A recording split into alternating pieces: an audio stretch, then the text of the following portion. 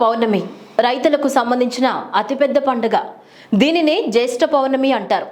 తొలకరి ఆసన్నమవగా దున్నడానికి సిద్ధంగా ఉన్న పంట పొలాన్ని శుద్ధి చేసుకుని సేద్యం మొదలుపెట్టే ఉత్సవాన్ని ఏరువాక పున్నమి అంటారు. ఏరు పొంగి పొల్లడానికి చేసే పూజ అని కూడా అంటారు. నేడు ఏరువాకకు రైతన్నలు సిద్ధమవుతున్నారు. ఏరువాక పౌర్ణమి విశిష్టత గురించి మరిన్ని వివరాలు తెలుసుకుందాం. నా పేరు Shanti. Welcome to Deeksha media. వ్యవసాయ పనులు మొదలు పెట్టడానికి రైతులు ముందు వాళ్ల పొలంలో పూజలు చేస్తారు. నిన్నో మొన్నో వచ్చినది కాదిది. అనాది కాలం నుంచి వస్తున్న ఆచారం. పొలాల్లో ఎద్దులతో నాగలి కట్టి దుక్కి దున్నడాన్ని ఏరువాక అని పిలుస్తారు. ఏరు అంటే ఎద్దులు కట్టి దున్నడం అని. ఏరువాక పౌర్ణమి రోజునే వ్యవసాయ పనుల్ని ప్రారంభిస్తారు. అయితే ఎందుకు అప్పుడే ఈ పనులు మొదలు పెట్టాలి? ఏరువాక పౌర్ణమి విశిష్టత ఏంటి అనేది తెలుసుకుందాం. 2023 హిందూ మత విశ్వాసాల ప్రకారం వ్యవసాయ పనులు ప్రారంభించడానికి ముందు రైతులందరూ తమ పొలాల్లో భూమి పూజను చేస్తారు. ఈ సమయంలో తమ పొలాల్లో ఎద్దులతో నాగలితో దుక్కి దున్నడాన్ని ఏరువాక అంటారు. ఏరు అంటే ఎద్దులను కట్టి దున్నడానికి ఆరంభమని చెప్తారు. ఈ వేడుకను శాస్త్రపరంగా ప్రారంభిస్తారు అంటే ఈ పర్వదినాన వ్యవసాయ పనులు ప్రారంభించడం అని అర్థం. జ్యోతిష్య శాస్త్ర ప్రకారం జ్యేష్ఠ నక్షత్రం వేళ నాగలి సారించి పనులు ప్రారంభించడానికి మంచి రోజుగా భావిస్తారు. అందుకే వర్ష ఋతువు ప్రారంభం కాగానే రైతులు ఉదయమే ఎడ్లను శుభ్రం చేసి వాటి కొమ్ములకు రంగులు పూసి గజ్జెలు పూలతో అలంకరించి కట్టే కాడిని ధూప దీప నైవేద్యాలతో పూజిస్తారు. అనంతరం కాడెద్దులకు ప్రత్యేక పూజలు నిర్వహించి బొబ్బట్లు తినిపిస్తారు. పొలానికి వెళ్లి భూమాతకు ఆరాధిస్తారు.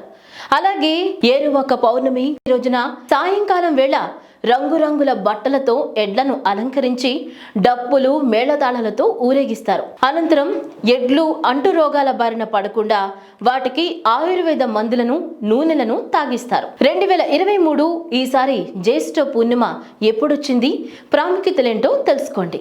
తొలిసారి పొలాన్ని ఔషధాలకు సస్యానికి అధిపతి అయిన చంద్రుడు జ్యేష్ఠ నక్షత్రానికి చేరువలో ఉన్న తరుణంలో ఏరువాక పౌర్ణమి శుభ ఫలితాలను అందిస్తాడని చాలా మంది నమ్ముతారు. అందుకే జ్యేష్ఠ పూర్ణిమ నాడు మొదటిసారి పొలాన్ని దున్నుతారు. ఏరువాక పూర్ణిమను సీతాయజ్ఞం అని కూడా జరుపుకుంటారు. వేదకాలం నుంచే ఏరువాక పూర్ణిమను పాటించేవాళ్ళు. వేదకాలంలో ప్రతి పనిని యజ్ఞంగానే భావించేవారు. ప్రాచీన కాలం నుంచి జ్యేష్ఠ పూర్ణిమను ఏరువాక పూర్ణిమగా వ్యవహరిస్తున్నారు. అధర్వణ వేదం ఏరువాకను అనడుత్సవంగా చెప్పింది. క్షేత్ర పాలకుని మంత్రాలతో స్తుతించి నాగలితో భూమిని దున్ని విత్తనాన్ని చల్లటం వంటి పద్ధతులను ఆచరించేవారు. ఆ తర్వాతి కాలంలో పరాశరుడు, బోధాయనుడు వంటి మహర్షులు తమ గుహ్య సూత్రాల్లో ఈ పండుగ గురించి ప్రస్తావించారు. 2023 జూన్ మాసంలో 3 గ్రహాల సంచారంతో ఈ రాశులకు దశ తిరగనుంది. అంతేకాదు విష్ణు పురాణంలో సీతాయజ్ఞంగా ఏరువాక గురించి ప్రస్తావించబడింది. ఇందులో సీత అంటే నాగలి అని అర్థం. వప్ప మంగళ దివసం, బీజా వాపస మంగళ దివసం, వాహన పుణ్యాహ మంగళం, కర్షణ పుణ్యాహ మంగళం అనే పేర్లతో ఈ పండుగను వైభవంగా జరుపుకునేవారు. శుద్ధోదన మహారాజు ఆనాడు కపిల వస్తువులో లాంఛనంగా ఈ ఏరువాకను ప్రారంభిస్తూ బంగారు నాగలిని కర్షకులకు అందించినట్లుగా శాస్త్రాల్లో పేర్కొన్నారు. హాలుడు రాసిన గాథా సప్తశతిలో ఏరువాక గురించి అనేక కథలు ప్రాచుర్యంలో ఉన్నాయి.